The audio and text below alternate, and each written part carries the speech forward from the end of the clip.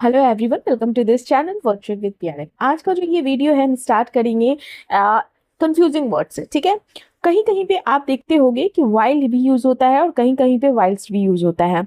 हम दोनों में डिफरेंस जानेंगे और कंफ्यूजन जो होता है वो समझते हैं कि अंतर क्या है, या कोई अंतर है, कोई डिफरेंस है भी या नहीं है। पहला वर्ड वाइल। वाइल क्या होता है? ये अगर पार्ट्स ऑफ स्पीच की हम बात करें तो ये कंजंक्शन, प्रोपोजिशन और एडवर्ब दोनों तीनों तरह से यूज होता है। वाइल का हिंदी अर्थ समझे तो जबकि, जब या के दौरान, मतलब जबकि भी हो सकता है, जब हो सकता है या के दौरान हो सकता है। जब हम सेंटेंस यूज करेंगे तो हम अच्छे से इसको यूज करके इसका डिफरेंस समझेंगे। देखो, वाइल का जो यूज होता है वो दो कामों या दो इंसिडेंट, दो घटनाओं को जोड़ने के लिए किया जाता है।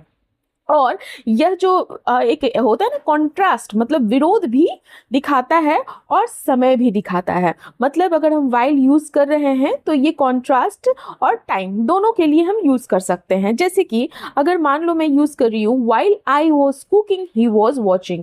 जब मैं खाना बना रही थी तो वो टीवी देख रहा था। मतलब दोनों साथ साथ काम हो रहा था। जब मैं खाना बना रही थी तो वो टीवी देख रहा था। ठीक है, अगर यही बात हम वाइल्स्ट की करते हैं, वाइल्स्ट की जो जिसका स्पेलिंग है WHILST, तो ये कंजंक्शन होता है अगर हम पार्ट्स ऑफ स्पीच की बात करते हैं। लेकिन वाइल क्या था? कंजंक्शन, प्रीपोजिशन, एडवर्ब तीनों तरह से यूज होता था।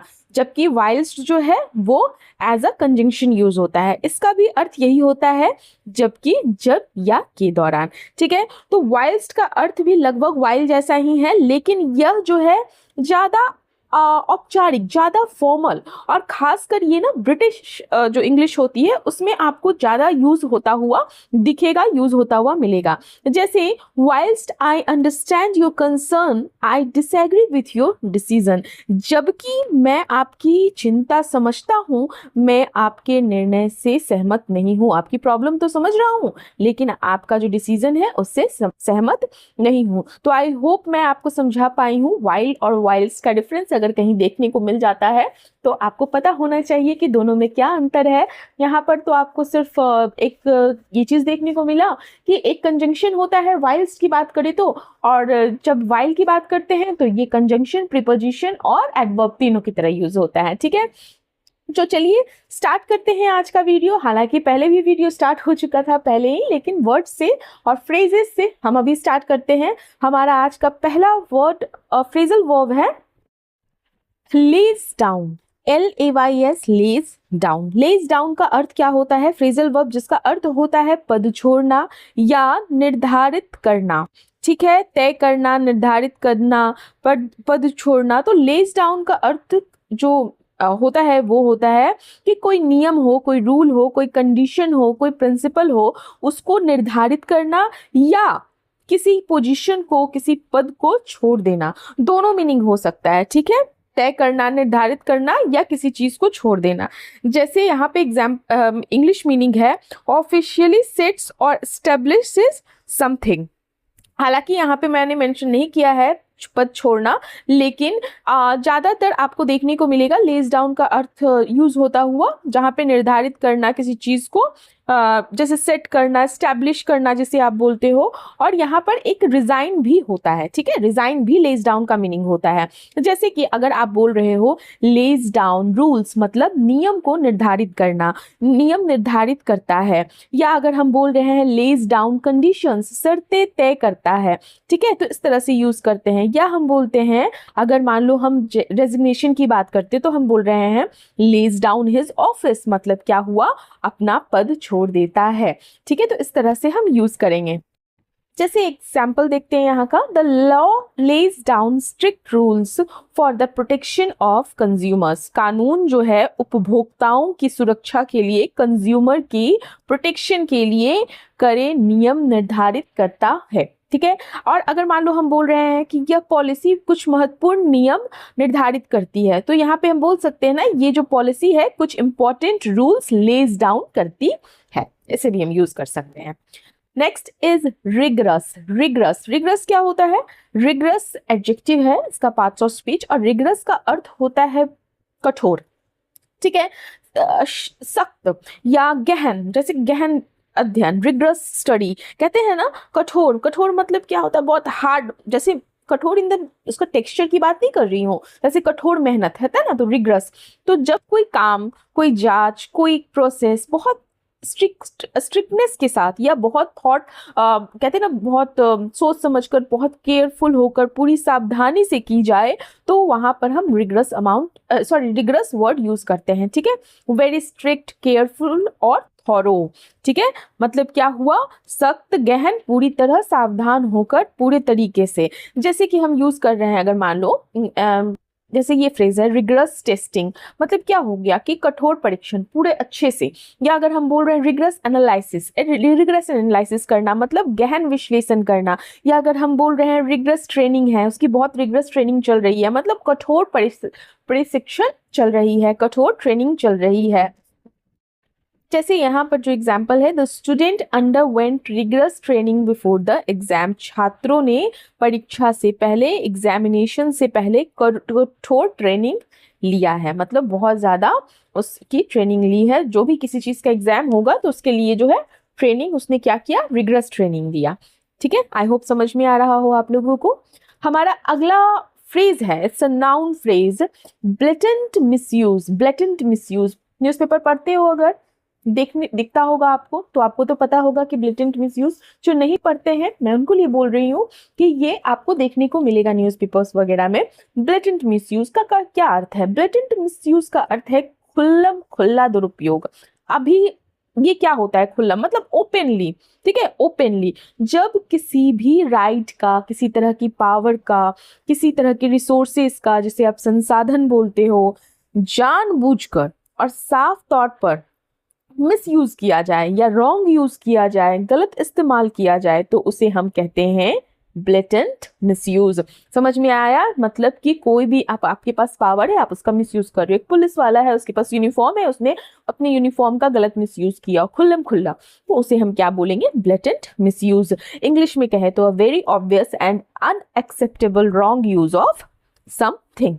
blatant misuse of power, blatant misuse of authority, blatant misuse of public funds। इस तरह से आपको फ्रेजेस या एक्सप्रेशन सुनने को, देखने को मिलेंगे या मिलते होंगे। ठीक है, जैसे यहाँ पे एग्जाम्पल है, the officer was accused of blatant misuse of power. मतलब क्या हुआ कि जो ऑफिसर है उसने खुल्लम खुल्ला दुरुपयोग किया। ठीक है, this is the blatant misuse of authority या this is the blatant misuse of power. Next is anonymity. Anonymity, ठीक है, एनोनिमिटी। देखो एनोनिमिटी वर्ड जो है ना, ये आपने सुना है एनोनिमस। एनोनिमस, कोई एनोनिमस का क्या अर्थ होता है? गुमनाम, अज्ञात, जिसे आप बोलते हो, उसी वर्ड से रिलेटेड है एनोनिमिटी। एनोनिमिटी का जो पार्ट्स ऑफ स्पीच है वो है नाउन। इसका भी अर्थ है गुमनामी या पहचान छिपाना या अज्ञात, जिसे आप बोलते हो। इंग्लिश में बोले तो the state of being unknown और कीपिंग योर आइडेंटिटी हिडन। तो जब किसी व्यक्ति की जो आइडेंटिटी है वो पता न चले, या वो अपनी पहचान जो है, अपनी आइडेंटिटी जो है छिपा कर रखे, तो यहाँ पर तो उसके लिए हम एनोनिमिटी वर्ड यूज करेंगे। ठीक है, जैसे कि the witness spoke to the media on condition of anonymity. Witness जो था उसने मीडिया से तो बात करी, लेकिन इस कंडीशन पे, इस शर्त पर कि उसकी पहचान छुपा कर रखी जाए। ठीक है, होते हैं ना ऐसे लोग, ऐसे विटनेसेस होते हैं ना कि उनकी पहचान किसी को पता नहीं चलनी चाहिए, वो अपनी जो है बात रखेंगे, बात बोलेंगे। तो समझ में आया क्या है कि गवाह ने गुमनामी की शर्त पर मीडिया से बात करी। अगर मैं बोल रही हूँ I prefer anonymity on social media, मतलब क्या, मैं सोशल मीडिया पे गुमनाम रहना पसंद करती हूँ। ये the person give the information under anonymity. कोई पर्सन है, कोई व्यक्ति है, उसने जानकारी दी, लेकिन कब दी? मतलब गिव द इंफॉर्मेशन अंडर, गुमनाम रह के इंफॉर्मेशन दी। तो इस तरह से हम यूज करेंगे। हमारा अगला फ्रेज है पार्लियामेंट लॉग जाम। अभी चल रहा है पार्लियामेंट लॉग जाम। पार्लियामेंट लॉग जाम को क्या बोलते हैं? संसद में गतिरोध, मतलब कि पार्लियामेंट जो सेशन चल रहा है उसमें विरोध। समझ क्या मतलब है? समझा? जैसे संसद में गतिरोध, गति मतलब जो चीज स्पीड में जो चीज चल रही है उसमें उसमें रुकावट जिसे आप बोलते हो। देखो, पार्लियामेंट का तो अर्थ पता है, संसद होता है। लॉग जैम का अर्थ होता है रुकावट, जिसे आप गतिरोध शब्द से भी जानते हो, ठीक है। तो पार्लियामेंट अगर लोग जैम नाउन फ्रेज की तरह यूज हो रहा है, तो इसका अर्थ है कि संसद में, पार्लियामेंट में ऐसा डेडलॉक होना, ऐसा गतिरोध होना, ऐसा रुकावट होना, जिसके कारण जो प्रोसीडिंग्स होती हैं, जो कामकाज होती हैं, वो आगे नहीं बढ़ पाती हैं। तो इसी को हम बोलते हैं parliament logjam. A situation where parliament not parliament, sorry मेरा भी टंग ट्विस्ट होता है। तो a situation where parliament cannot function normally because of disagreement or protests, ठीक है। तो जैसे इसका यहाँ पे मीनिंग देखते हैं, the parliament log jam delayed the passage of several important bills. संसद में लॉग जैम की वजह से बहुत सारे जो इंपॉर्टेंट बिल्स थे, विधेयकों को पारित करने में देरी हुई। पारित करने का मतलब क्या होता है? पास करना, ठीक है, पास नहीं होने देना, मतलब कि जो जो बिल्स पास होने वाले थे, तो लॉग जैम की वजह से उसमें रुकावट आई। सिंपल मीनिंग ये है। Next is convene. कन्वीन नहीं, कन्वीन, ठीक है। वो कन्वीन क्या होता है? वर्ब है, इसका पार्ट्स ऑफ स्पीच, मतलब कि एज अ क्रिया यूज करेंगे इस शब्द को। कन्वीन का अर्थ होता है बैठक बुलाना, मीटिंग बुलाना, जिसे आप सिंपल भाषा में बोलो तो to officially call people together for a meeting, तो उसे हम कन्वीन बोलते हैं। बैठक बुलाना, या आप बोलते हो किसी चीज को आयोजित करना, या कन्वेंड जैसे बैठक बुलाई, या यहीं पे अगर हम जैसे होता है ना, जैसे अगर हम बोल रहे हैं कन्वीन अ मीटिंग, मतलब मीटिंग बुलाना, या कन्वीन अ सेशन मतलब सत्र बुलाना, है ना, आप सुनते होंगे convene a session, convene a meeting, convene an emergency meeting. तो ये सारे फ्रेजेस हैं, ये सारे एक्सप्रेशन हैं, तो जहाँ पे कन्वीन वर्ड यूज होता है। जैसे एग्जाम्पल है, the government decided to convene a special session for parliament. सरकार ने संसद का स्पेशल सेशन, जिसे आप हिंदी में बोलते हो विशेष सत्र, बुलाने का फैसला किया है। गवर्नमेंट ने डिसाइड किया है कि विशेष सत्र बुलाया जाए। Next is brainstorming session.